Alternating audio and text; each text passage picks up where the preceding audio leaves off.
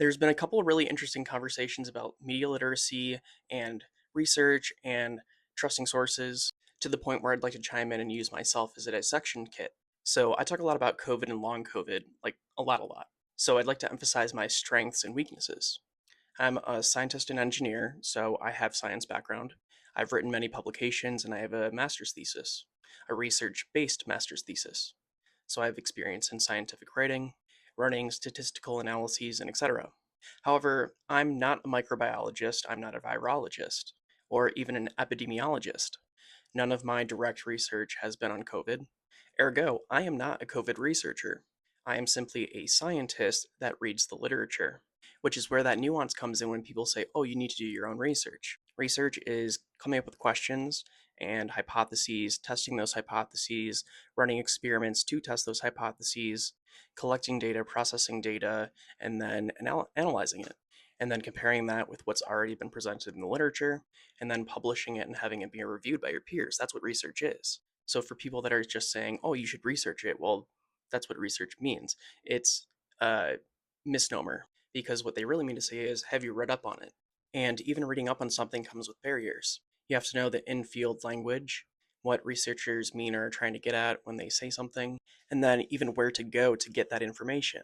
Google Scholar is an easy example of that. That's where I go all the time to read up on the literature, where I go to the direct sources, which is the researchers' publications themselves.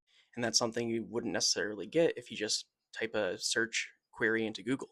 And that's why in all of my videos where I'm showing you the research, I'm showing you at the very first slide, this is the source.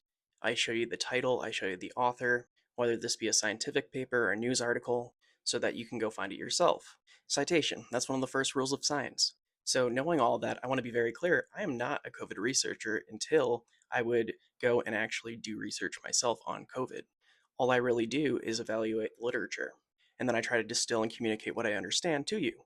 And then there's the media literacy aspect of it. So I'm taking advanced concepts and distilling them down into simplified language, which means a lot of times I'm going to leave certain things out. Sometimes that's because I don't think it's relevant to the discussion, and other times it's because I want to focus on a very specific point, where I don't want people to be distracted by the excess. So what are the problems with that? Well, I could simplify it too far, which could change what the finding really means. Or it could cause people to have this inductive reasoning where they think, oh, because I understand this, then I think this other thing should happen. And that's something that if I added a little more nuance and complexity to what I was saying, maybe that wouldn't happen. Next, there's the issue of that I do this for free, and sometimes I'm lazy. And when I'm lazy, I always try to add notes into my videos, whether this be on TikTok or YouTube. For instance, on the VerbPAC meeting, I used a graph on infections and uh, vaccine induced immunity followed by infections and talked about vaccine induced immunity only.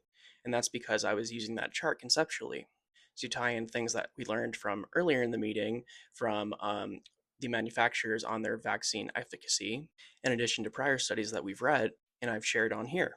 So a person out of context might look at that and say, oh, he's saying that based off of this direct chart, this is what's happening, when I was talking about the larger concept itself and how it might look on that chart. Basically, dual wielding a graph to explain a concept from something else. And that can very easily lead to misunderstandings, which is why I try really hard for when I do that, and I recognize that I do that, to go back and leave very detailed notes so people understand what I did. Anyways, those are my thoughts. I just felt like doing a nuanced perspective on myself and what I do in my free time.